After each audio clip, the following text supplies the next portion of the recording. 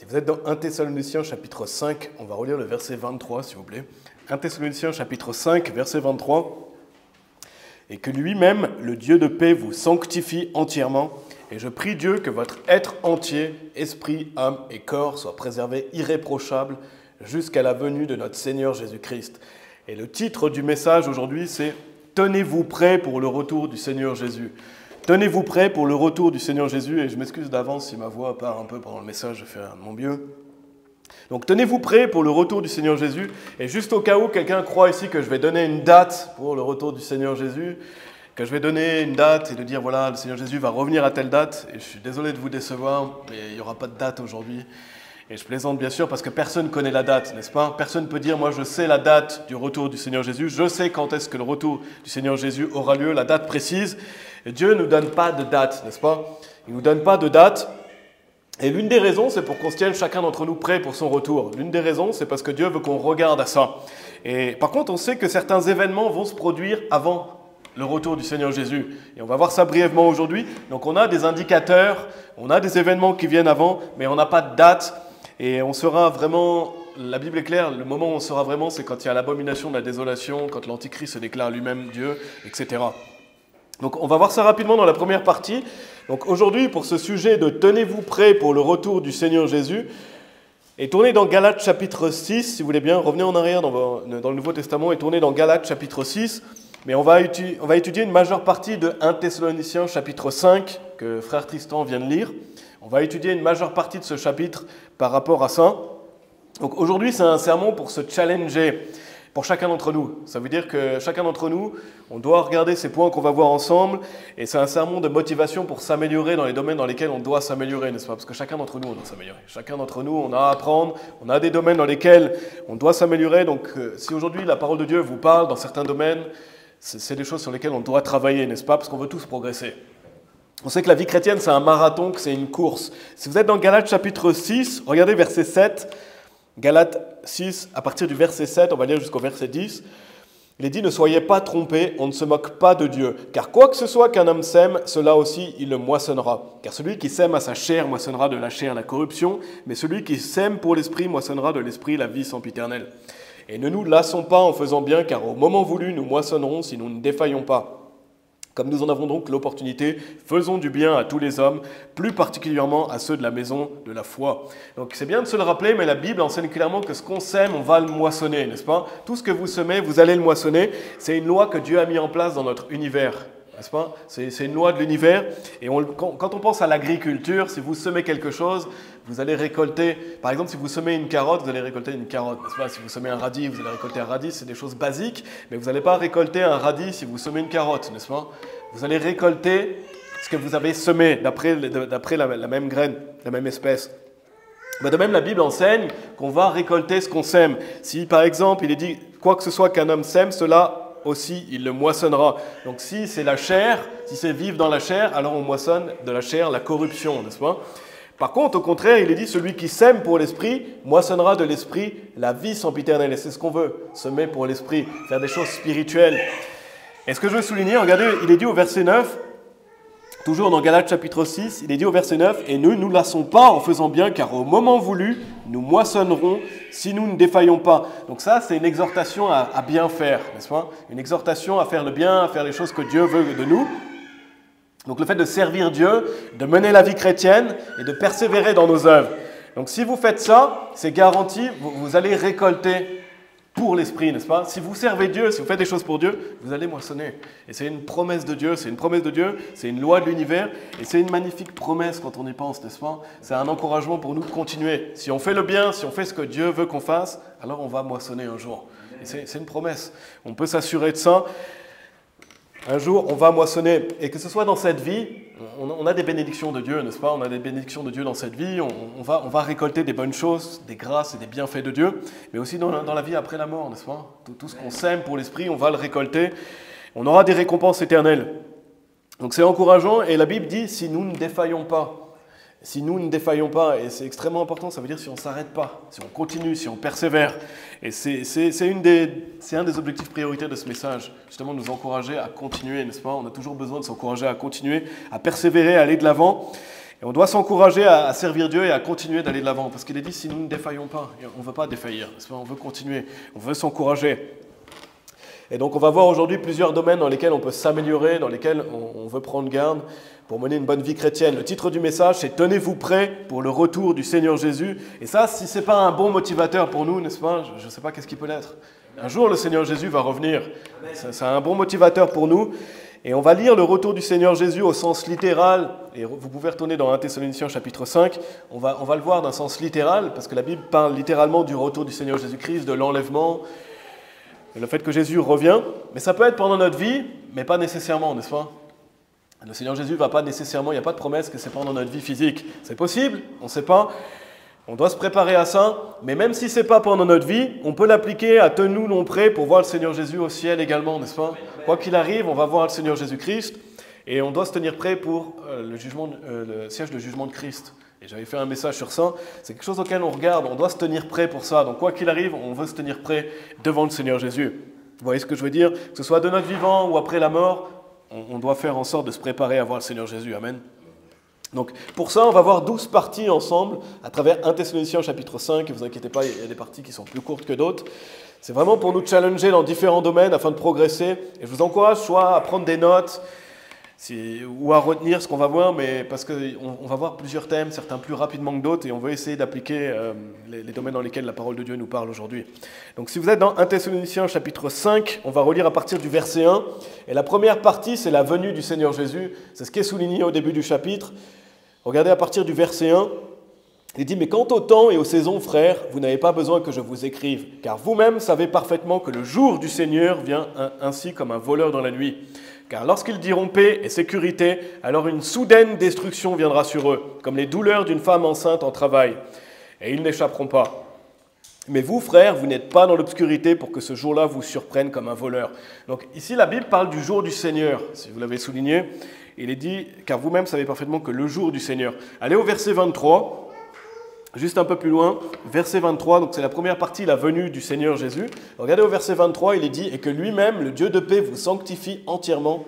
Et je prie Dieu que votre être entier, esprit, âme et corps, il est dit, soit préservé, irréprochable, jusqu'à la venue de notre Seigneur Jésus-Christ. Donc le jour du Seigneur, dans ce contexte, est la venue du Seigneur Jésus-Christ, n'est-ce pas? C'est vraiment clair. Quand on parle du jour du Seigneur, on parle du retour du Seigneur Jésus. Et tournez dans 2 Thessaloniciens chapitre 2, juste un peu plus loin, si vous êtes dans 1 Thessaloniciens chapitre 5, allez dans 2 Thessaloniciens chapitre 2.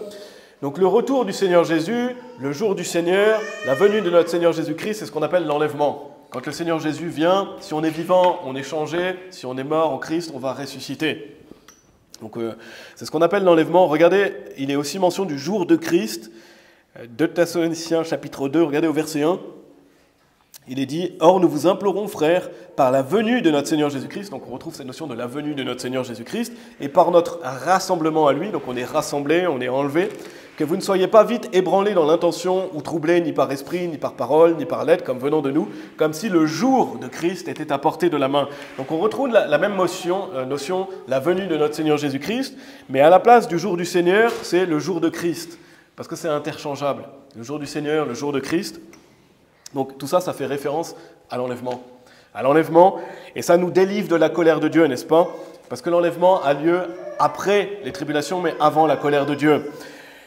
Donc on sait que l'enlèvement va arriver après la tribulation qui va durer 3 ans et demi. On fait juste un petit rappel, la tribulation va durer 3 ans et demi, on retrouve notamment les 4 cavaliers de l'Apocalypse avec les guerres, les famines, les épidémies, notamment dans l'Apocalypse chapitre 6, mais on le voit aussi dans Matthieu chapitre 24. Il y a ensuite la grande tribulation qui va durer 75 jours, donc 75 jours, qui va commencer par l'abomination de la désolation, l'Antichrist qui va se déclarer lui-même Dieu dans le temple de Dieu, donc c'est un usurpateur, il va mettre en place la marque de la bête. Et donc 75 jours après ça, il y a l'enlèvement. Il y a l'enlèvement, donc la tribulation, la grande tribulation, l'enlèvement, et après, il y a les 3 ans et demi de la colère de Dieu. Donc, nous, on ne va pas vivre la colère de Dieu, n'est-ce pas? Il y en a qui, quand vous dites que l'enlèvement a lieu après la tribulation, vous dites oui, mais on ne va pas vivre la colère de Dieu. Oui, on ne va pas vivre la colère de Dieu. Mais il y a d'abord les tribulations et la colère de Dieu, ce n'est pas la même chose, n'est-ce pas? Avec ça en tête, retournez dans 1 Thessaloniciens chapitre 5 au verset 2. Donc on voit interchangeable, jour du Seigneur, jour de Christ. Ça parle de la venue de notre Seigneur Jésus-Christ. Ça parle de l'enlèvement, c'est vraiment clair. Regardez au verset 2, il est dit « Car vous-même savez parfaitement que le jour du Seigneur vient ainsi comme un voleur dans la nuit. Donc on comprend que ça parle du retour du Seigneur Jésus ici clairement, comme on a vu. Et il est dit qu'il vient comme un voleur dans la nuit. Et qu'est-ce qu'il est dit ensuite au verset 3 ? Car lorsqu'ils diront paix et sécurité, alors une soudaine destruction viendra sur eux, comme les douleurs d'une femme enceinte en travail, et ils n'échapperont pas. Donc il est dit, ici il est dit, excusez-moi, il est dit, car lorsqu'ils diront juste avant, oui, il est dit qu'il viendra comme un voleur dans la nuit, n'est-ce pas ? Alors pour qui ce jour-là va venir comme un voleur dans la nuit ? Eh bien, il est dit pour ceux qui disent paix et sécurité, n'est-ce pas ? Pour ceux qui disent paix et sécurité, donc c'est des personnes qui ne s'y attendent pas. Pour eux, c'est paix et sécurité. C'est des gens qui se réjouissent sûrement du nouvel ordre mondial. Ils se disent la paix et la sécurité est là, l'Antichrist nous a amené ça, etc. Et puis même, c'est des choses qu'on entend même aujourd'hui, parce que voilà, il n'y a rien de nouveau, c'est juste à son apogée à la fin des temps. Mais c'est comparé à une femme enceinte, parce qu'une femme enceinte, elle ne sait pas quand est-ce qu'elle va donner naissance, n'est-ce pas ? On a un jour... Les médecins, la médecine nous dit voilà, à tel jour c'est attendu, ça arrive parfois ce jour-là, mais des fois c'est avant, des fois c'est après. Donc les contractions, elles n'arrivent pas souvent en prévenant, n'est-ce pas, ça commence. Ben, de même, là, il est dit une soudaine destruction viendra sur eux, comme les douleurs d'une femme enceinte en travail. Donc on comprend ici que c'est à des gens qui ne s'y attendent pas. Quand le Seigneur Jésus vient comme un voleur dans la nuit, c'est pour qui ? Pour les gens qui ne s'y attendent pas, n'est-ce pas ? Ça vient comme un voleur pour eux, comme un voleur qui viendrait cambrioler chez nous, n'est-ce pas ? On ne s'attend pas à ce que le voleur vienne. Et on souhaite que ça arrive jamais, mais le voleur, il ne va pas prévenir. Il ne va pas vous dire, je viens à telle heure chez vous, n'est-ce pas ? C'est pour ça que c'est comparé à un voleur. C'est pour ça que c'est comparé à une femme enceinte aussi. Parce qu'il y a, malheureusement, vous savez très bien qu'il y a des gens qui enseignent l'enlèvement avant les tribulations, n'est-ce pas ? Ils vont vous dire que Jésus-Christ peut revenir à n'importe quel moment. Il y en a qui vont vous dire, oui, Jésus-Christ, il va peut-être revenir pendant le service. Là, le Seigneur Jésus va peut-être revenir, donc soyez prêts, n'est-ce pas ? Ils vont vous dire, il va venir avant le service, après le service, etc. Mais c'est un mensonge. C'est un mensonge, parce qu'ils utilisent souvent cette notion de « il vient comme un voleur », et c'est souvent un de leurs passages favoris. Ah, il peut venir n'importe quand, parce qu'il peut venir comme un voleur. Mais il y a un petit bémol, c'est qu'il vient comme un voleur, mais pour ceux qui ne s'y attendent pas. Pas pour nous, n'est-ce pas ? Regardez au verset 4, il est dit « Mais vous, frères, vous n'êtes pas dans l'obscurité pour que ce jour-là vous surprenne comme un voleur. » C'est vraiment clair, c'est juste dit après. Pour nous, il ne vient pas comme un voleur dans la nuit. Nous, on n'est pas dans l'obscurité. Pourquoi ? Parce que la Bible nous dit qu'il y a certaines choses qui doivent arriver avant. Parce que la Bible nous met en garde, comme on a vu aussi. Retournez d'ailleurs dans 2 Thessaloniciens chapitre 2, vous pouvez y retourner. Mais nous, on n'est pas dans l'obscurité pour que ce jour nous surprenne, n'est-ce pas ? La Bible nous dit qu'il y a des choses qui vont se passer avant. Donc, retournez dans 2 Thessaloniciens chapitre 2, on a lu verset 1, la fin du verset 2 nous dit comme si le jour de Christ était à portée de la main. Lisons la suite à partir du verset 3. Qu'aucun homme ne vous trompe en aucune manière. Et c'est une tromperie, quelqu'un qui vous dit que l'enlèvement a lieu avant la tribulation. Et il y en a beaucoup qui le font par ignorance, n'est-ce pas ? Mais c'est une tromperie, c'est faux. C'est faux, car ce jour-là ne viendra pas à moins que l'apostasie ne soit arrivée d'abord et que l'homme de péché soit révélé, le fils de perdition. Ce jour-là ne viendra pas avant que l'antichrist soit révélé, n'est-ce pas ? Tout l'objectif de l'antichrist, c'est de faire croire qu'il est le Christ. Et c'est pour ça qu'il vient avant le retour du Seigneur Jésus-Christ. Parce qu'il va dire, c'est moi le Christ, adorez-moi. S'il vient après le retour du Seigneur Jésus-Christ, quelque part, pourquoi il ferait ça, n'est-ce pas ? On n'appellerait pas l'antichrist dans ces cas-là. Parce que c'est à la place de Christ. Il est dit au verset 4, « Qui s'oppose et s'élève au-dessus de tout ce qui est appelé Dieu, ou qui est adoré, de sorte qu'il s'assied comme Dieu dans le temple de Dieu, déclarant lui-même qu'il est Dieu. » Donc il fait croire qu'il est Dieu. Et même, il y a aussi cette fausse résurrection, on ne sait pas comment ça marche exactement, mais la Bible est claire aussi qu'il va être possédé par Satan, il va recevoir une balle dans la tête, ou quelque chose comme ça, en tout cas une blessure à la tête, etc. Mais on ne va pas développer ça aujourd'hui. Mais il est dit donc le jour de Christ ne vient pas avant quoi ? Avant l'antichrist, n'est-ce pas ? Et je suis sûr qu'il y a des gens en commentaire, ils vont dire non, c'est pas l'antichrist, c'est l'antéchrist. Mais vous pouvez l'appeler l'antéchrist, c'est la même chose. C'est l'antichrist, n'est-ce pas ? Dans la King James, en tout cas, c'est l'antichrist. Et il vient avant le Christ. Et il se fait passer pour le Christ. Donc c'est vraiment clair quand on compare Écriture avec Écriture. Je pourrais faire un message complet là-dessus, c'est pas ce que je veux faire, mais je veux vraiment souligner ça parce que c'est le début du chapitre qu'on étudie et on veut se préparer au retour du Seigneur Jésus. Et le retour du Seigneur Jésus, enlèvement des croyants, c'est après les tribulations. Retournez dans 1 Thessaloniciens chapitre 5.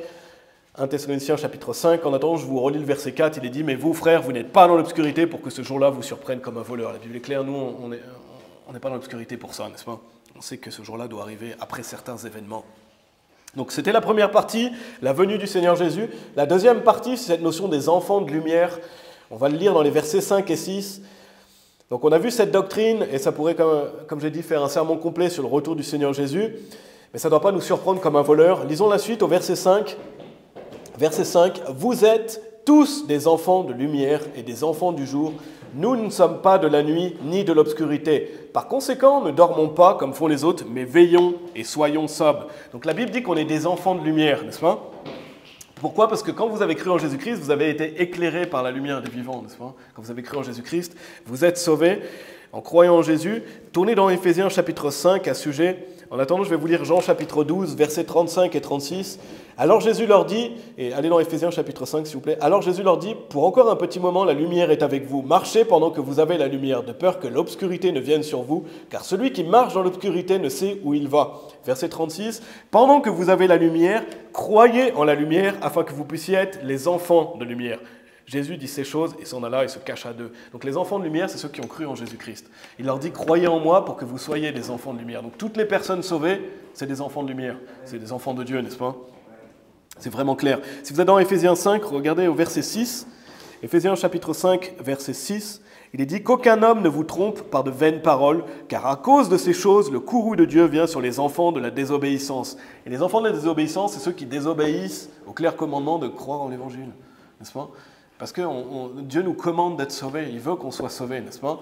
On n'est pas sauvés par les commandements, mais Dieu nous commande d'être sauvés, et donc de croire en Jésus-Christ. Et regardez au verset 7, il est dit ne participez donc pas avec eux, car vous étiez parfois dans l'obscurité, mais maintenant vous êtes lumière dans le Seigneur, marchez comme des enfants de lumière. Donc on est lumière dans le Seigneur, on est enfant de lumière, et c'est puissant quand on y pense, n'est-ce pas? Dieu dit vous êtes un enfant de lumière. Et ça, personne ne peut vous l'enlever. Les gens peuvent vous dire ce qu'ils veulent. Vous êtes un enfant de lumière pour le Seigneur Jésus, pour Dieu. Et c'est une réjouissance d'être appelé ainsi. On ne mérite pas d'être appelé ainsi, n'est-ce pas? Mais quand on a cru en Jésus-Christ, on a ce privilège. Donc il ne faut jamais oublier ça, qui que vous soyez. Peu importe qui que vous soyez, quelle que soit votre situation, quand vous avez cru en Jésus, vous êtes enfant de lumière. Et ça, c'est un privilège, n'est-ce pas? Et donc, dans Éphésiens 5, il est dit au verset 8, « Car vous étiez parfois dans l'obscurité, mais maintenant vous êtes lumière dans le Seigneur. » Pour moi, ça fait référence au fait d'être enfant de lumière. Et il est dit « Marchez comme des enfants de lumière. » Donc, on l'est, mais la Bible nous dit « Marchez comme ça. » Parce que vous pouvez l'être sans marcher comme un enfant de lumière, n'est-ce pas? C'est comme vous êtes enfant de Dieu, mais marchez comme un enfant de Dieu. Et c'est pas automatique.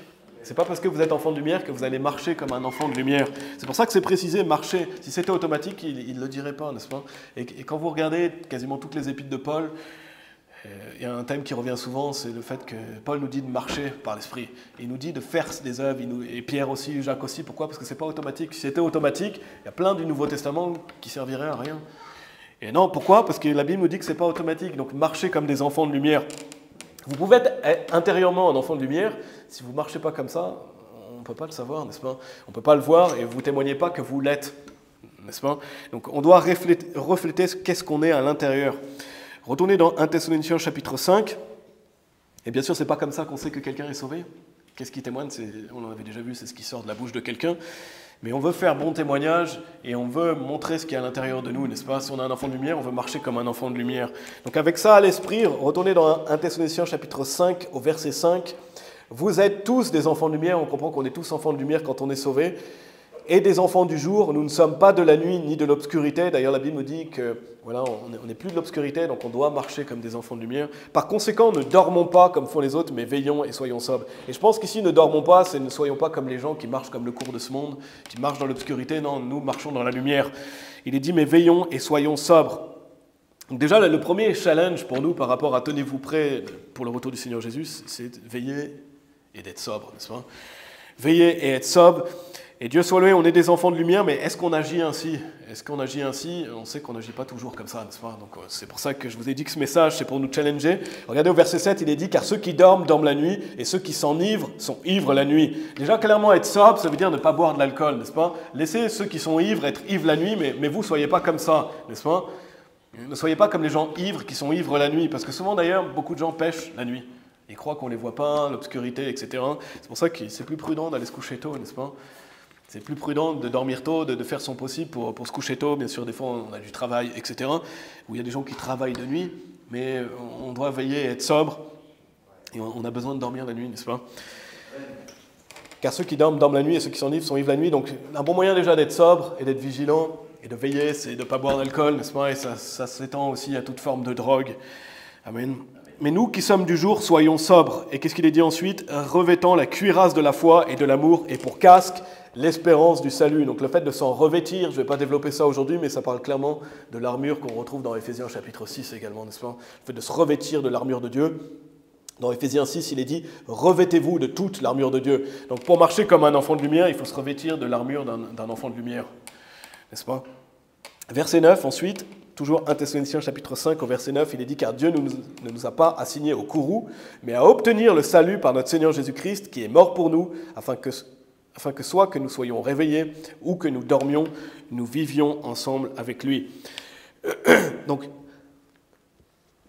comme je l'ai souligné, la Bible est claire, on ne va pas vivre la colère de Dieu, n'est-ce pas?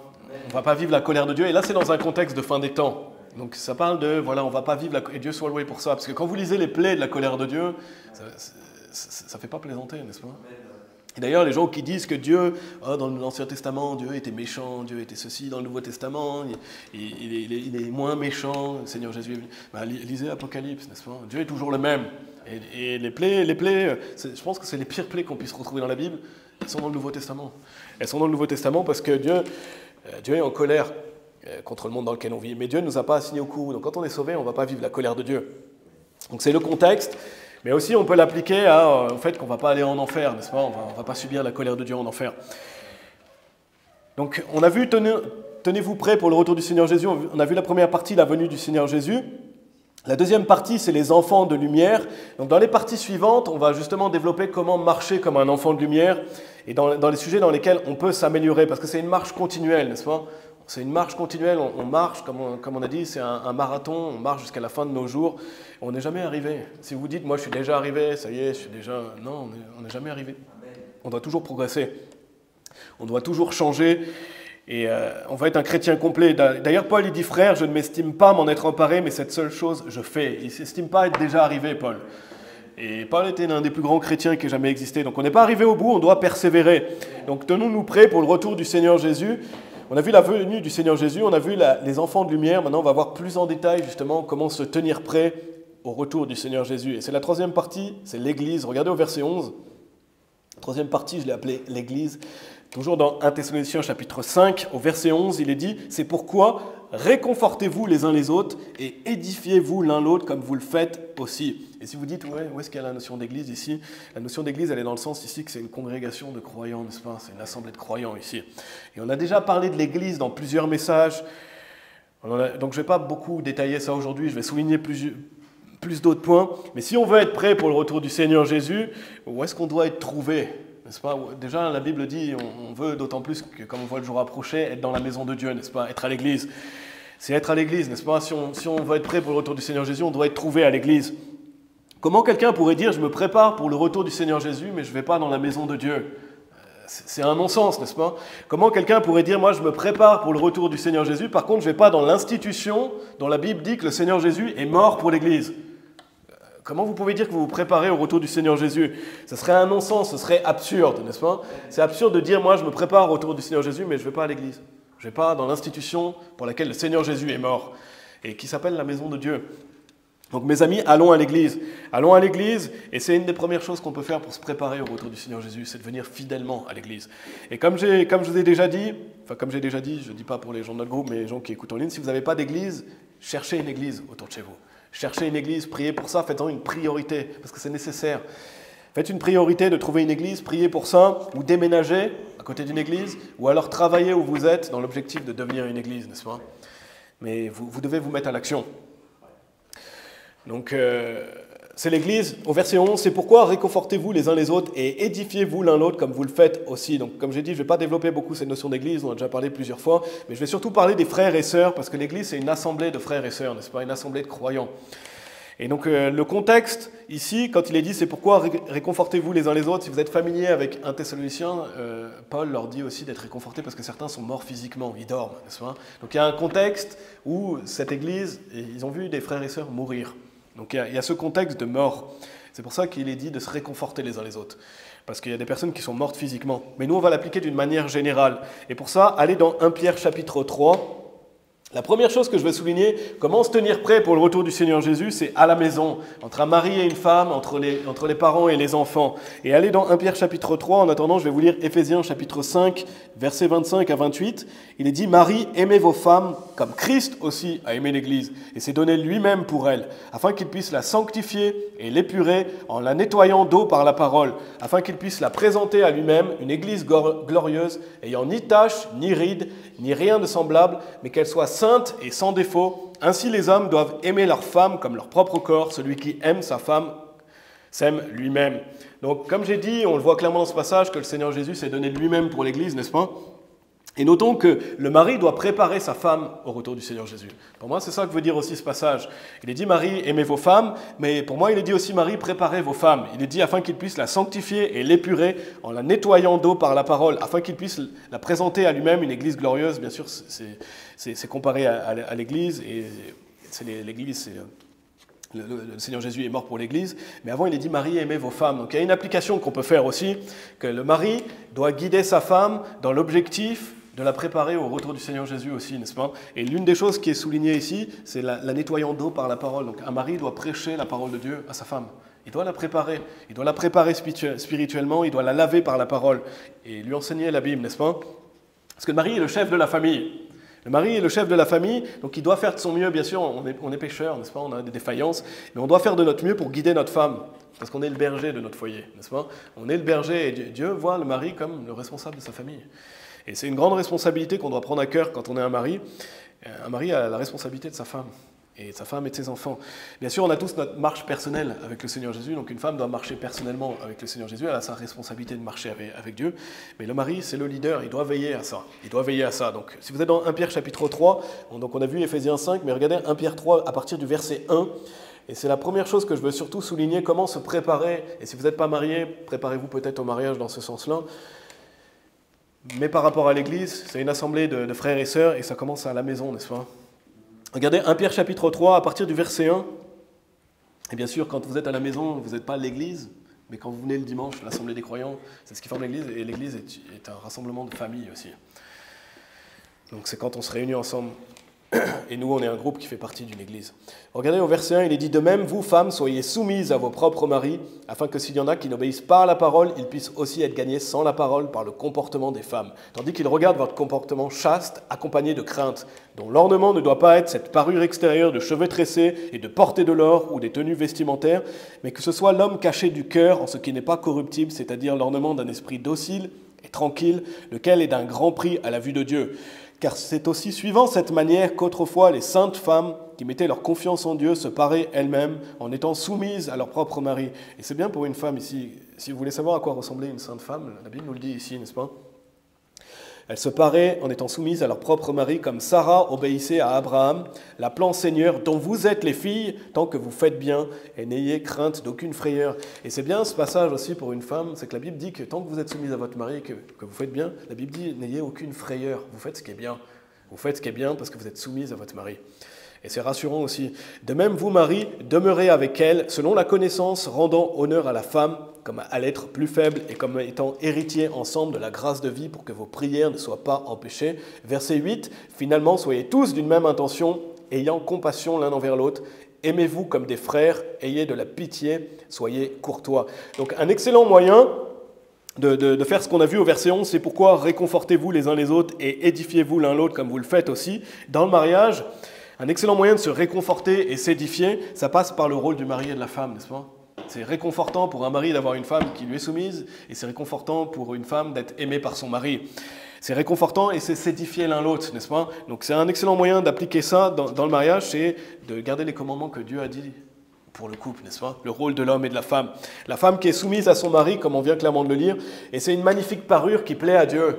On le voit ici, il est dit, car c'est aussi suivant cette manière qu'autrefois les saintes femmes qui mettaient leur confiance en Dieu se paraient elles-mêmes, en étant soumises à leur propre mari. Donc, qu'est-ce qui plaît à Dieu? C'est que la femme soit soumise à son mari. C'est pas compliqué, n'est-ce pas? C'est que le mari est le chef de la famille et que la femme reconnaît ça. Elle est soumise à son mari. Amen.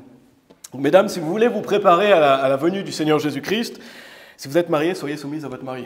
C'est un des meilleurs moyens dans le couple de se préparer. C'est de se parer d'un esprit docile et tranquille Et c'est avoir à cœur de glorifier Dieu dans votre mariage, n'est-ce pas? Et pour un homme, pour les messieurs, c'est aimer sa femme, c'est se sacrifier pour elle. C'est ce qui est souligné. Donc ça passe par le fait pour un homme, ça passe par le fait de pourvoir pour notre foyer. Donc l'homme est celui qui pourvoit pour le foyer, de protéger nos proches, de les guider, mais aussi il est dit de même, vous Marie, demeurez avec elle selon la connaissance, rendant honneur à la femme comme à l'être plus faible. Donc en tant que mari, on doit connaître notre femme. Dieu s'attend à ce qu'on connaisse notre femme. Qu'est-ce qui lui fait plaisir? Qu'est-ce qui lui plaît? Et connaître ses émotions, n'est-ce pas? Il est dit ici qu'on doit demeurer avec elle selon la connaissance. Donc on doit apprendre à connaître la personne avec qui on vit, rendant honneur à la femme comme à l'être plus faible. Donc ça veut dire lui rendre honneur comme à un vaisseau plus faible. C'est ce que Dieu attend aussi du mari, n'est-ce pas? Et ça veut dire prendre soin, ça veut dire guider dans la douceur. Et bien sûr, on est l'autorité quand on est le mari, donc il faut savoir dire non, il faut savoir dire stop, il faut savoir dire non, on ne va pas dans cette direction, on va par là. Donc c'est ce qui est attendu du mari, n'est-ce pas, qui guide, qu'il ait l'autorité, que la femme soit soumise au mari, mais c'est clairement l'idée avec bienveillance. Amen. Là, la Bible souligne clairement que c'est selon la connaissance, rendant honneur à la femme, comme à l'être plus faible. Donc en prenant soin des plus faibles, c'est ce que Dieu attend dans un mariage. Et c'est sérieux parce qu'il est dit, et comme étant héritiers ensemble de la grâce de vie, pour que vos prières ne soient pas empêchées. Donc on est héritiers ensemble, hommes et femmes, de la grâce de vie. Donc ça veut dire qu'on est au même niveau, on a la même valeur pour Dieu, n'est-ce pas? C'est juste nos rôles qui sont différents.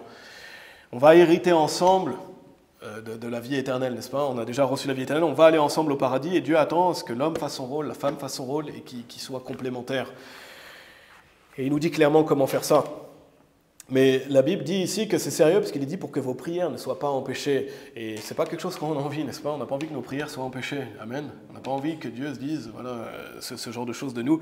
Et donc ça passe par le fait que le mari veut prendre soin de sa femme. Ça passe par le fait que le mari rend honneur à sa femme comme un être plus faible et qui veut demeurer avec elle selon la connaissance. Ça veut dire qu'on ne veut pas être un mari absorbé par soi-même, n'est-ce pas? Un mari qui est absorbé par lui-même. Non, quand on est un mari, on se sacrifie pour sa famille. Comme Christ s'est sacrifié pour l'Église. C'est ce que Dieu attend de nous, donc il faut faire des sacrifices, il faut sécuriser sa famille quand on est un mari. On ne veut pas être quelqu'un d'égocentrique, mais on veut penser au bien des autres, n'est-ce pas? Pas être centré sur soi, mais qu'est-ce qui est bénéfique pour ma famille? Qu'est-ce qui est bénéfique pour ma famille, surtout quand on voit sur le long terme, n'est-ce pas? Et c'est ce que Dieu attend d'un mari, qui prenne soin de sa femme et de ses enfants, à penser à leur avenir, à leur marche avec Dieu. C'est une des responsabilités du mari. Et la Bible, c'est comme ça aussi qu'on demeure avec elle, selon la connaissance, qu'on rend honneur à la femme et comme à un être plus faible. Donc c'est une grande responsabilité. Et c'est ça, aimer sa femme.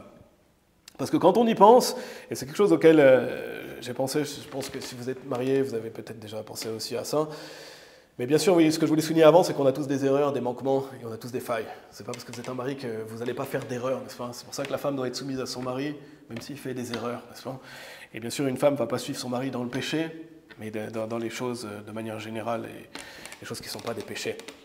Mais ce que je voulais souligner, c'est quand on y pense, quelle image on renvoie à Dieu en tant que mari si on ne prend pas soin de notre femme. Parce que Dieu sait que notre femme nous a été donnée, n'est-ce pas? Il nous dit de lui rendre honneur. Et notre femme, elle est soumise à nous, n'est-ce pas? Et en tout cas, elle devrait. Donc, d'ailleurs, la Bible ne dit pas « Marie, aimez vos femmes si elles sont soumises à vous », n'est-ce pas?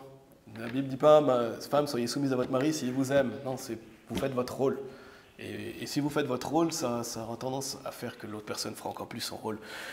Mais ce que je voulais souligner, c'est quelle image ça renvoie à un Dieu si un mari ne prend pas soin de sa femme, alors que vous êtes l'autorité de votre femme, et quand vous y pensez, Dieu est votre autorité. Quelle image on renvoie à Dieu si on a un mari qui ne prend pas soin de sa femme? Quelle image on renvoie à Dieu, Dieu qui est en train de voir qu'on ne prend pas autorité des plus faibles? Mais oui, mais on a un Dieu et on est plus faible que lui, n'est-ce pas? Donc quelle image on renvoie à Dieu si on est un mari qui ne prend pas soin des plus faibles? C'est une question qu'on doit se poser, n'est-ce pas? Quand Dieu nous voit, qu'est-ce qu'il voit de nous en tant que mari? Est-ce qu'on prend soin de notre femme? De même, il est dit pour une femme d'être soumise à son mari. Quelle image une femme renvoie à Dieu si elle n'est pas soumise à son mari, n'est-ce pas? Parce que l'autorité au-dessus de son mari, c'est Dieu, et Dieu lui a donné une autorité. C'est pour ça qu'il est dit aussi, et comme étant héritiers ensemble de la grâce de vie pour que vos prières ne soient pas empêchées. Donc si on maltraite sa femme, que va penser Dieu, n'est-ce pas? Si on maltraite sa femme, que va penser Dieu? De même, si une femme n'est pas soumise à son mari, quelle image elle renvoie à Dieu, qui ultimement est son autorité, et Dieu lui a dit d'obéir à son mari. Donc vous voyez ce que je veux dire? Quelle image on renvoie à Dieu? Si une femme est rebelle, quelle image elle renvoie à Dieu? Si elle n'est pas capable d'obéir à son mari, elle n'est pas capable d'obéir correctement à Dieu, n'est-ce pas? Donc c'est des sujets sur lesquels on veut progresser. Et retourner dans 1 Thessaloniciens chapitre 5, Donc je vous ai dit, c'est un message aussi pour se challenger, notamment dans le couple. Marie, aimez vos femmes, femmes, soyez soumises à vos maris. Donc ça veut dire qu'on doit travailler à notre mariage, c'est une marche continuelle. Et c'est un moyen de se préparer au retour du Seigneur Jésus, amen. C'est un moyen de se préparer au retour du Seigneur Jésus, savoir se remettre en question et fournir les efforts nécessaires des deux côtés. Et aujourd'hui, je ne vais pas trop développer pour les enfants, parce qu'on a déjà parlé des enfants, pour la fête des mères, la fête des pères. J'en avais parlé dans un autre message, mais pareil pour nos enfants, n'est-ce pas? Se tenir prêt pour le retour du Seigneur Jésus, c'est tenir nos enfants prêts également et élever une future génération. La Bible parle d'instruction et d'admonition du Seigneur. Revenez dans 1 Thessaloniciens chapitre 5, on va relire le verset 11, parce que maintenant on va faire une application pour nous de manière générale, si quelqu'un n'est pas marié.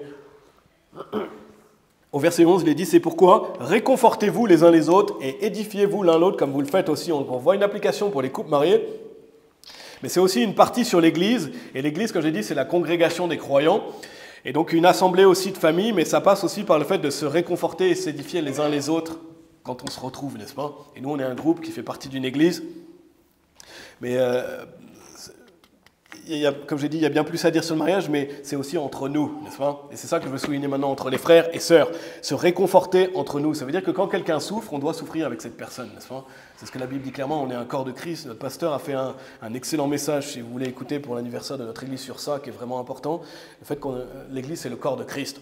Et nous, on est membres de Strong Tower. Donc, quand quelqu'un vit des choses difficiles, on doit être capable de se réconforter les uns les autres. On doit être capable de s'écouter les uns les autres, n'est-ce pas? On doit être capable de s'écouter et de s'encourager. Donc on doit se soucier les uns des autres. Et c'est ce que Dieu attend de chacun d'entre nous. Qu'on se soucie les uns des autres. Qu'on pense à l'autre, à ses besoins et qu'on soit là dans cette difficulté. Et déjà, rien que le fait de venir ici, c'est s'édifier, n'est-ce pas? Quand quelqu'un ne vient pas, bien sûr, à part maladie ou voilà, impossibilité, mais quand quelqu'un ne vient pas, ça décourage les autres. Et on a déjà dit plusieurs fois, mais s'édifier l'un l'autre, ça passe par le fait de venir ici le dimanche. Ça passe par ça, mais ça passe aussi par s'exhorter en s'encourageant les uns les autres, à venir ici, mais aussi à prendre soin des autres, à s'écouter, à s'encourager, parce que c'est un combat, n'est-ce pas? On ne veut pas que les gens quittent. On ne veut pas que les gens arrêtent de combattre. Parce que quand quelqu'un arrête de combattre, ultimement, ça péjore la cause de Christ, n'est-ce pas? Et c'est la cause de Christ qui nous importe. Donc c'est extrêmement important. Il est dit, c'est pourquoi réconfortez-vous les uns les autres et édifiez-vous l'un l'autre comme vous le faites aussi. Donc visiblement, il le faisait. Et nous, on doit le faire aussi, n'est-ce pas? On doit se réconforter, s'exhorter les uns les autres.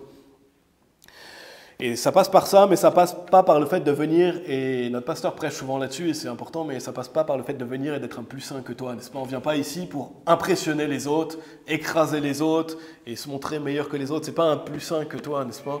Cette notion de plus saint que toi, vouloir paraître saint devant les autres, c'est pas ça la vie chrétienne, n'est-ce pas?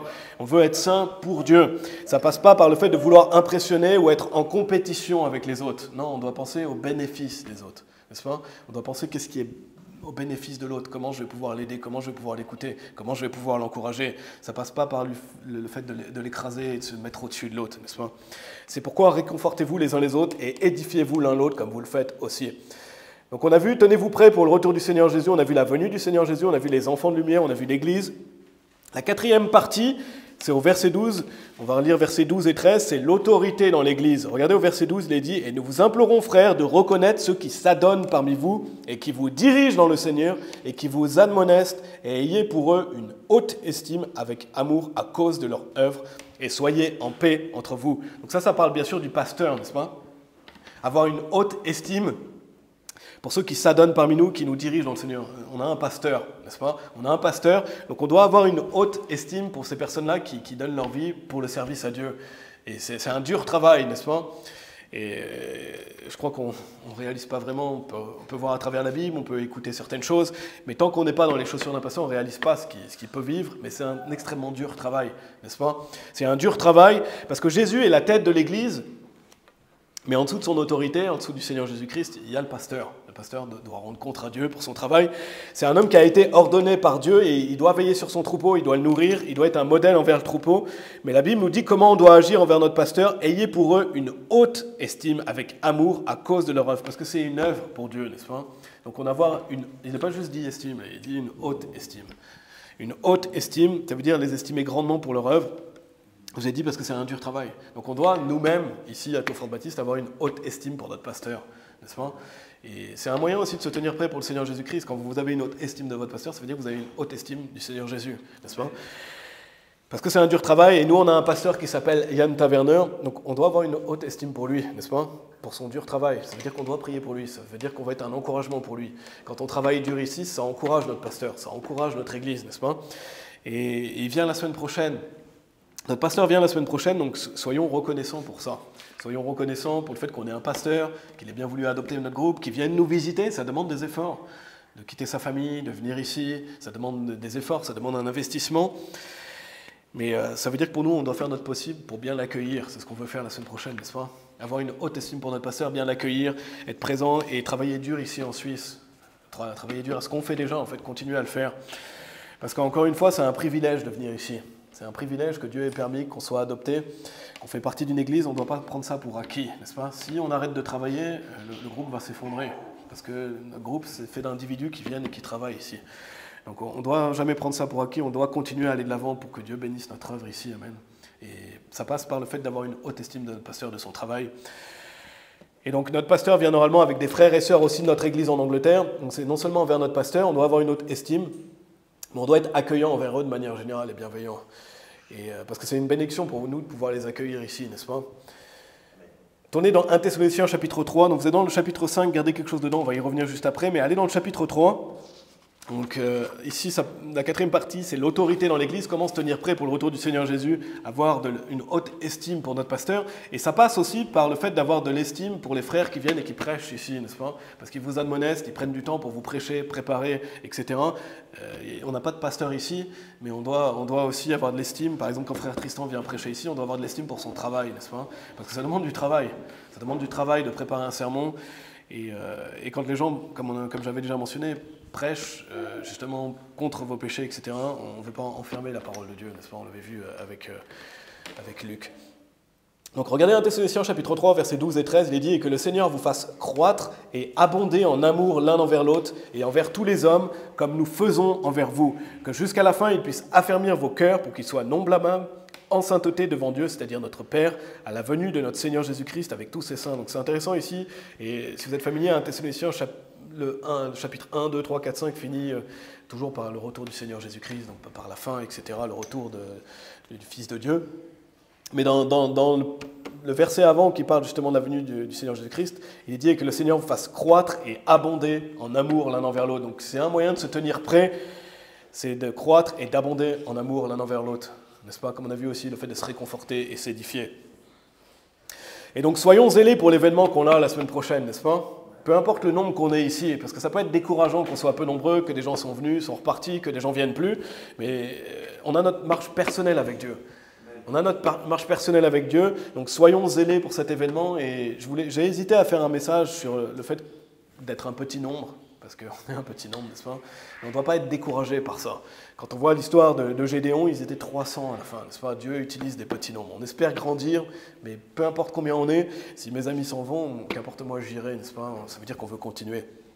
Donc faisons notre mieux pour aller évangéliser la semaine prochaine aussi. Soyons zélés et montrons qu'on veut aller évangéliser, n'est-ce pas? Continuons à justement faire ce travail-là. Montrons un bon exemple avec l'humilité qu'on travaille ici, n'est-ce pas? Quand on va faire un événement, on veut montrer qu'on travaille, qu'on va évangéliser comme on fait déjà en fait. Mais simplement être zélé pour les événements. Peu importe combien on est, peu importe si les gens ne viennent pas, nous on vient, n'est-ce pas? Donc ça passe par ça passe par le fait de prendre soin des gens qui vont venir, parce qu'il y a notre pasteur qui vient, mais il y a aussi des frères qui viennent, donc mettons les gens à l'aise quand ils viennent ici, soyons accueillants, n'est-ce pas? Soyons là pour servir les autres. Et ça passe par le fait d'expliquer, nous on n'a pas une grande salle, on n'a pas beaucoup de choses, mais prenons soin des autres, expliquons-leur comment ça fonctionne ici. Il y a des gens qui vont venir qui ne sont jamais venus. Ça passe par le fait que voilà, ils peuvent se servir en café, ils ont ici des choses, comment ils peuvent s'installer. On veut être bienveillant avec les choses qu'on fait ici, n'est-ce pas? Être bienveillant envers les autres, les faire se sentir à l'aise, prendre soin d'eux, où est-ce qu'ils peuvent aller aux toilettes, toutes ces choses simples. Mais quand on est bien accueilli quelque part, ça nous fait plaisir, n'est-ce pas?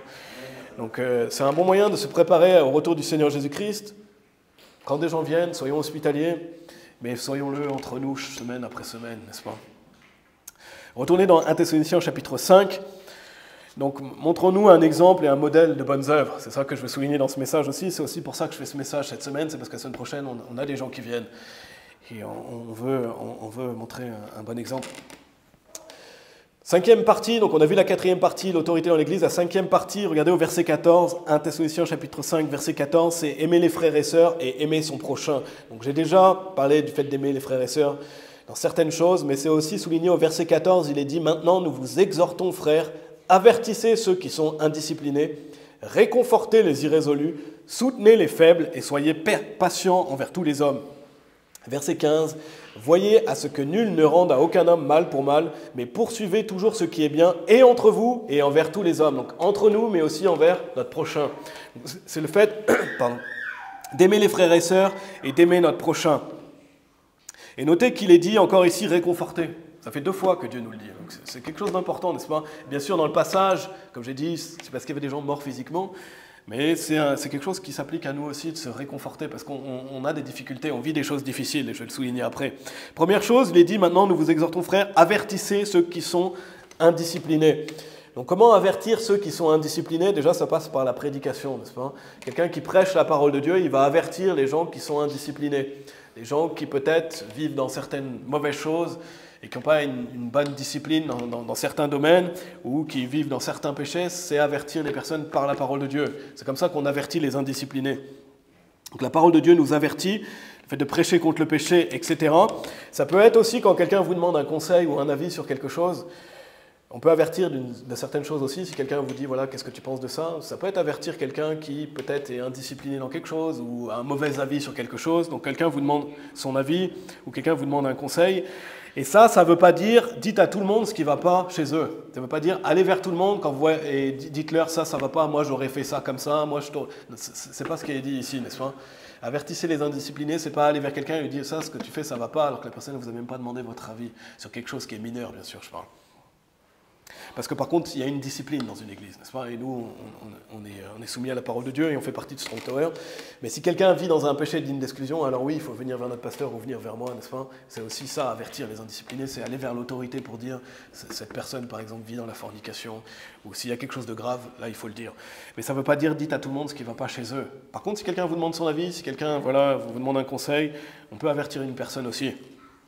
Donc il est dit ça, avertissez ceux qui sont indisciplinés. Il est dit aussi, réconfortez les irrésolus. Et les irrésolus, dans le contexte, ça signifie quelqu'un qui est faible d'esprit, qui manque de fermeté ou de constance. Donc ça peut être quelqu'un qui vacille dans sa foi. Ça peut être quelqu'un qui est fébrile dans la foi. Ça peut être un bébé en Christ. Un bébé en Christ, il est plus vacillant, il est plus ballotté, n'est-ce pas? Mais ça peut aussi être un frère ou une sœur qui manque de constance dans la vie chrétienne, qui n'est pas motivé. Parce que là, comme je l'ai dit encore une fois, c'est dans un contexte de personnes qui meurent physiquement. Mais ça peut être aussi parfois quelqu'un qui vit des épreuves, quelqu'un qui à ce moment-là est dans des épreuves et sa foi vacille. Sa foi est plus faible que d'habitude, il a besoin ici d'être réconforté parce qu'il est irrésolu, il manque de fermeté, il manque de constance parce que sa foi est en train de vaciller. Donc c'est ça, réconforter les irrésolus. Quand vous voyez que quelqu'un vacille, quand quelqu'un a un manque de foi ou quand quelqu'un n'est pas assez ferme, ou un bébé en Christ, c'est bien de les réconforter, n'est-ce pas? Et leur dire la parole de Dieu dit ça, leur dire des choses sur la parole de Dieu. Simplement aussi de les réconforter dans leur vie et de les écouter, n'est-ce pas? Déjà rien que d'écouter quelqu'un, ça apporte un réconfort, ça fait une écoute bienveillante. Donc ça parle de ça, réconforter les irrésolus, et c'est ce qu'on doit être capable de faire entre nous, n'est-ce pas? Parce qu'on veut penser au bien de l'autre. Il est dit, c'est pourquoi réconfortez-vous les uns les autres. On avait dit au verset 11, donc ça fait 2 fois cette notion de réconforter. Donc cette notion de réconfort est importante, pourquoi? Parce qu'on vit tous des épreuves et des difficultés, n'est-ce pas? On vit tous des épreuves et des difficultés, des afflictions, et on a besoin de cette écoute et de cette bienveillance entre nous, amen. Donc c'est ce qu'il est dit ici, réconforter les irrésolus. Il est dit aussi, soutenez les faibles, et ça rejoint un peu aussi ce qu'on voit un peu, mais cette notion de se soutenir, de prendre soin de quelqu'un qui souffre. Peut-être que c'est une personne qui d'habitude est plus forte que ça, mais qui là est faible parce qu'elle vit des choses difficiles. Ça peut être quelqu'un qui a vécu beaucoup de choses difficiles et qui vient dans notre groupe. On va être capable d'écouter cette personne et de la soutenir, n'est-ce pas? Parce qu'on veut la soutenir pour qu'elle arrive à être plus forte dans sa foi. Ensuite, il est dit, et soyez patients envers tous les hommes. Donc il y a cette notion de patience aussi, donc ça veut dire qu'on doit faire toutes ces choses-là avec patience également. On doit être patient envers les autres, n'est-ce pas? Parce que la vie est faite d'épreuves et on doit être patient envers les erreurs des autres. On doit être patient envers le fait que les gens prennent du temps des fois pour comprendre les choses et que les autres ont des manquements. Donc ça, c'était le verset 14. Regardez le verset 15. Donc c'est cette 5e partie, aimer les frères et sœurs et aimer son prochain. Au verset 15, il est dit, voyez à ce que nul ne rende à aucun homme mal pour mal, mais poursuivez toujours ce qui est bien, et entre vous et envers tous les hommes. Et souvenez-vous, Le titre du message, c'est « Tenez-vous prêts pour le retour du Seigneur Jésus » parce que tout ça, c'est dans un contexte où il a parlé du retour du Seigneur Jésus avant et il va en reparler après, n'est-ce pas? Donc ça, c'est des excellents moyens de se tenir prêt. Dieu ne nous cache pas comment on peut se tenir prêt. Ça passe par toutes ces choses qu'on voit ensemble aujourd'hui. Et notamment, ne pas rendre le mal à quelqu'un parce qu'il nous a fait du mal, n'est-ce pas? Oui, il faut être capable de dire à quelqu'un, si quelqu'un vous offense et que c'est trop grave, vous ne pouvez pas passer par-dessus, il faut être capable de dire à la personne « Tu m'as offensé ». La personne doit s'excuser, n'est-ce pas? Mais on ne doit pas rendre le mal pour le mal, n'est-ce pas? C'est pas parce que quelqu'un ne vous aime pas que vous devez ne pas l'aimer en retour, n'est-ce pas? Et on ne veut pas rendre le mal pour le mal, on veut toujours agir pour le bien entre nous. Et non seulement entre nous, il est dit entre vous, et il est dit et envers tous les hommes. Et je ne vais pas le développer aujourd'hui, mais j'aurais pu faire une partie complète sur l'évangélisation, parce que l'objectif de tout ce qu'on voit aujourd'hui, c'est d'être plus propice pour aller servir Dieu et ultimement pour que des âmes soient sauvées, n'est-ce pas? C'est pour ça qu'on travaille ici. C'est pour ça qu'on travaille. Donc le message serait trop long, mais ça passe par l'évangélisation, n'est-ce pas? Et aimer son prochain, si quelqu'un aime son prochain, il va évangéliser. C'est la finalité de tout ce qu'on voit aujourd'hui, au final. Mais je ne vais pas le souligner plus que ça aujourd'hui. Au verset 16, donc on a vu la 5e partie, aimer les frères et sœurs et aimer son prochain. 6e partie, se réjouir. Et vous pourrez apprendre ce verset pour la semaine prochaine, il n'est pas compliqué. Réjouissez-vous toujours. Réjouissez-vous toujours.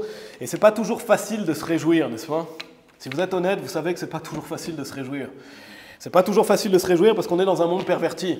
On est dans un monde de péché. On voit des choses qu'on n'a pas envie de voir. On entend des choses qu'on n'a pas envie d'entendre, n'est-ce pas? On vit des épreuves et des difficultés. On préférerait ne pas être... Des fois, on préférerait ne pas vivre dans ce monde, n'est-ce pas? Mais on doit vivre dans ce monde parce que Dieu a une mission pour nous. Et un jour, on sera au paradis et on sera dans le monde où on veut être.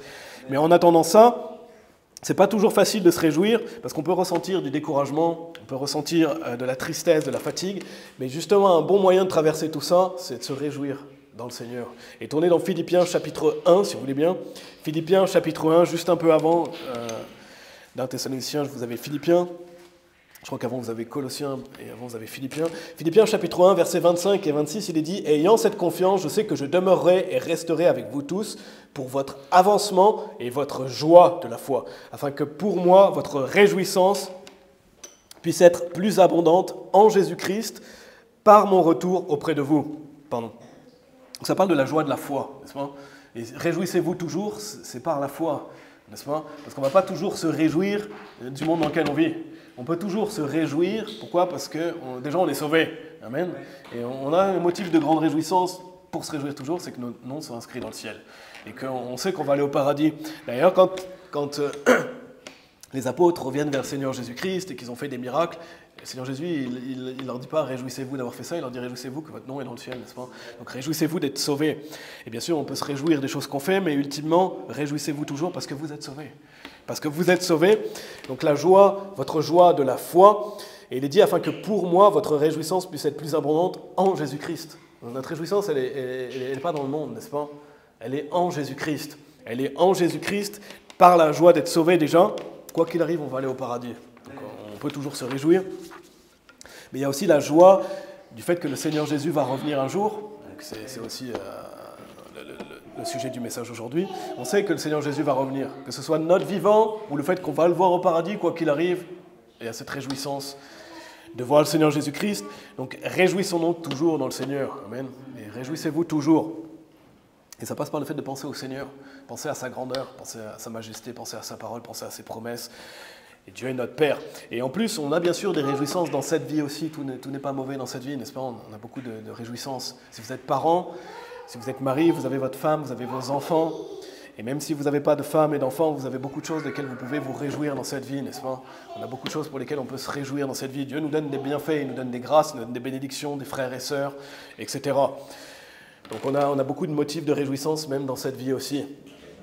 Donc tenez-vous prêts pour le retour du Seigneur Jésus par le fait de se réjouir toujours. Ensuite, au verset 17, toujours dans 1 Thessaloniciens chapitre 5, oui, retournez dans 1 Thessaloniciens chapitre 5 si vous voulez bien. Il est dit au verset 17, « Priez sans cesse ». Et qui peut dire « Je prie sans cesse » Levez la main. Personne lève la main? Personne prie sans cesse, n'est-ce pas? Et personne prie sans cesse, parce que ça veut dire qu'on doit toujours progresser dans la prière. C'est pour ça que Dieu dit « Priez sans cesse ». Réjouissez-vous toujours, parce qu'il sait que personne ne peut se réjouir toujours, mais on doit tendre vers ça, parce que c'est comme ça qu'on marche par l'esprit, on est en paix. Priez sans cesse. Prier sans cesse, ça veut dire être persévérant dans la prière. demander à Dieu, se confier en lui. La Bible dit l'efficace fervente prière d'un homme droit a beaucoup d'effets. Elle a beaucoup d'effets, n'est-ce pas?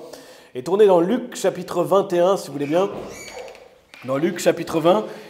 Mais pour se challenger, notamment par rapport à ce qu'on voit aujourd'hui, comment est notre vie de prière, n'est-ce pas? Posons-nous sérieusement et honnêtement la question, comment est ma vie de prière? Et chacun d'entre nous, on peut se dire, oui, j'ai des efforts à faire, oui, je veux m'améliorer, je veux prier plus pour certaines choses, plus pour certaines personnes, etc. C'est pour ça que c'est important de prêcher régulièrement sur la prière, parce que c'est quelque chose qu'on doit tous prendre garde, n'est-ce pas? Et on ne doit pas... On ne doit pas être découragé dans ce domaine. Regardez, dans un contexte de la fin des temps, le Seigneur Jésus nous dit au verset 36 dans Luc chapitre 21, le Seigneur Jésus nous parle beaucoup de la fin des temps, il nous dit « Veillez donc et priez sans cesse ». Donc on retrouve cette notion de prier sans cesse, afin que vous soyez estimés dignes d'échapper à toutes ces choses qui arriveront et de vous tenir debout devant le Fils de l'homme. Donc ça parle du retour du Seigneur Jésus. Donc ça parle d'être estimé digne d'échapper à toutes ces choses, et il est dit « Veillez donc et priez sans cesse pour ça ». Donc dans un contexte de fin des temps, du retour du Seigneur Jésus, Jésus nous dit « Priez sans cesse ». Donc clairement, comment se tenir prêt au retour du Seigneur Jésus, c'est de prier sans cesse. Et là, dans le contexte, on peut prier aussi pour le fait d'être vivant lors de son retour, d'être estimé digne pour ça. Parce que tout le monde ne sera pas estimé digne d'être vivant pour le retour du Seigneur Jésus. Il y a d'autres gens qui sont estimés dignes de mourir pour Christ aussi. Mais il y a cette notion d'être estimé digne, d'échapper à toutes ces choses qui arriveront et de vous tenir debout devant le Fils de l'homme. Donc c'est intéressant, c'est un contexte du retour du Seigneur Jésus, la Bible dit « Priez sans cesse ». Voulez-vous préparer au retour du Seigneur Jésus? Priez sans cesse, n'est-ce pas? Donc c'est ça, pour un contexte de fin des temps, mais pour notre vie chrétienne de manière générale. Retournez dans 1 Thessaloniciens chapitre 5, c'était la 7e partie. Tenez-vous prêts pour le retour du Seigneur Jésus. Comment on peut se tenir prêt pour le retour du Seigneur Jésus? En priant. Autre chose, en remerciant. 8e partie, remercier. Toujours dans ce contexte de fin des temps, la Bible nous dit au verset 18, « En toutes choses, remerciez, car telle est la volonté de Dieu en Christ Jésus à votre égard. » Donc prions, oui, mais aussi remercions, n'est-ce pas?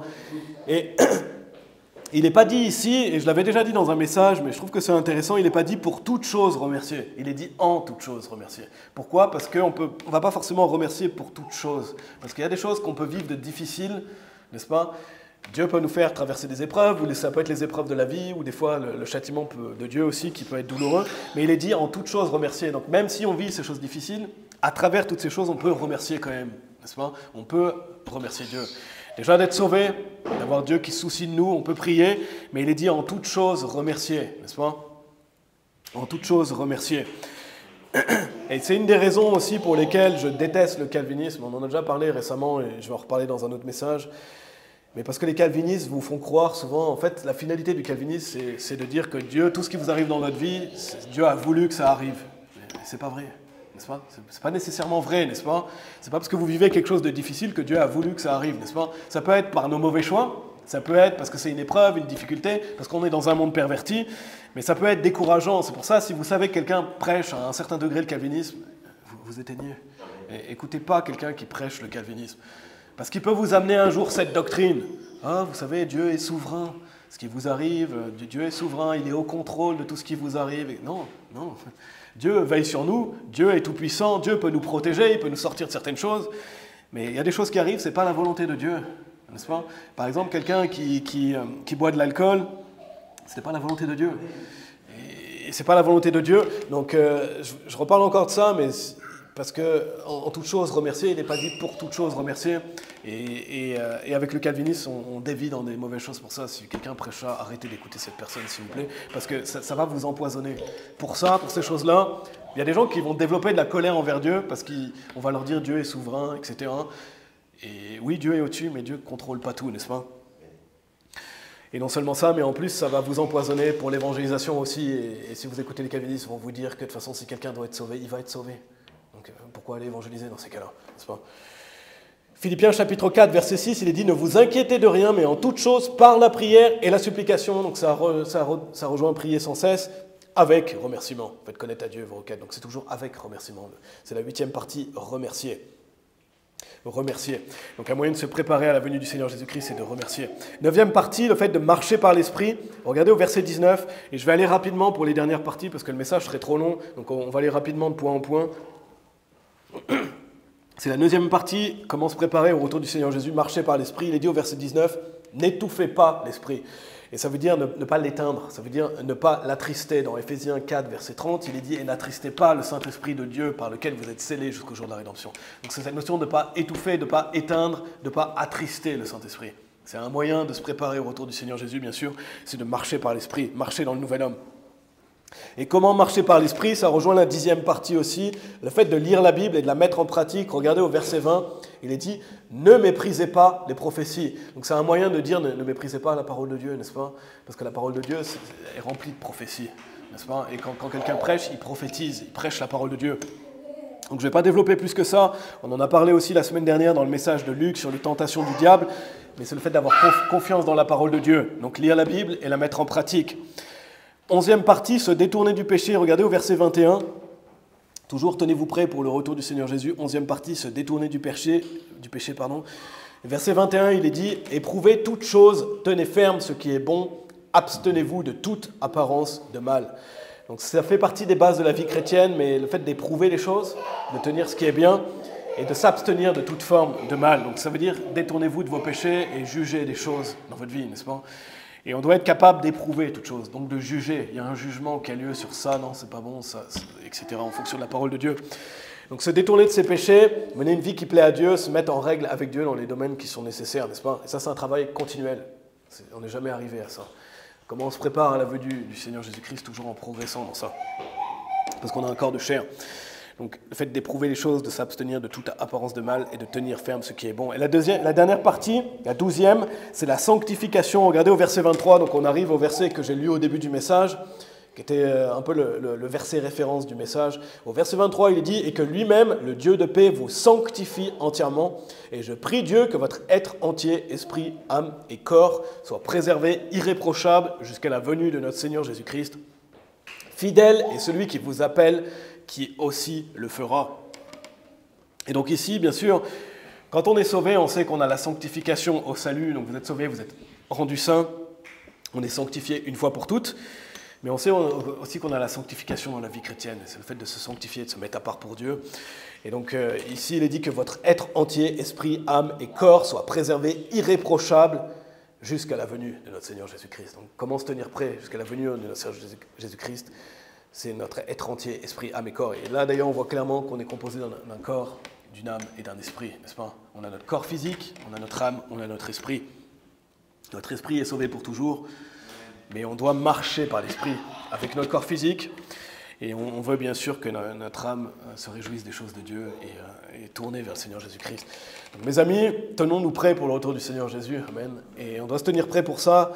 On a vu la venue du Seigneur Jésus, on a vu qu'il y a certaines choses qui doivent arriver avant, qu'on est des enfants de lumière, donc on doit marcher comme des enfants de lumière. C'est un bon moyen de se préparer, marcher comme des enfants de lumière.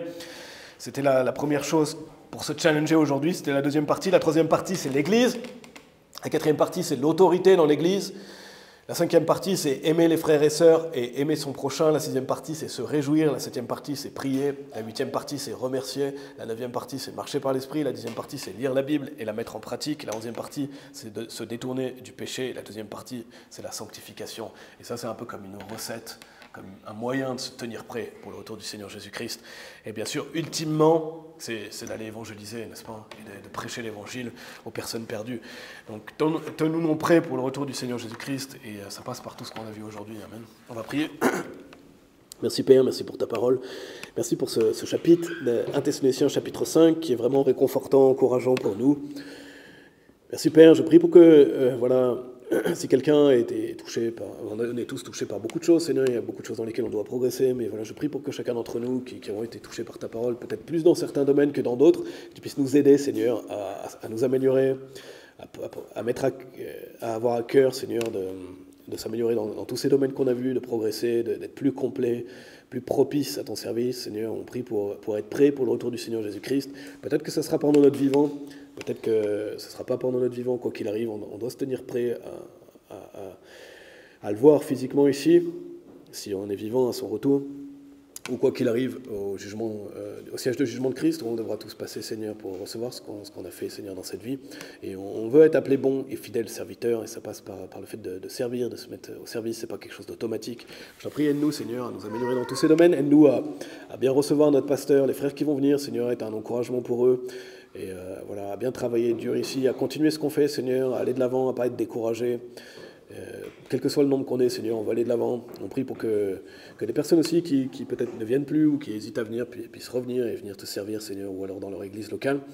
Mais voilà, on prie pour que le plus grand nombre de personnes soient prêtes au retour du Seigneur Jésus, et on prie pour préparer aussi la nouvelle génération, à ça, Seigneur, à travers nos enfants ou à travers les personnes qui seront sauvées et qui sont plus jeunes que nous, notamment. Merci Père, on prie pour toutes ces choses et on prie pour le mettre en pratique cet après-midi par l'évangélisation au nom de Jésus-Christ. Amen.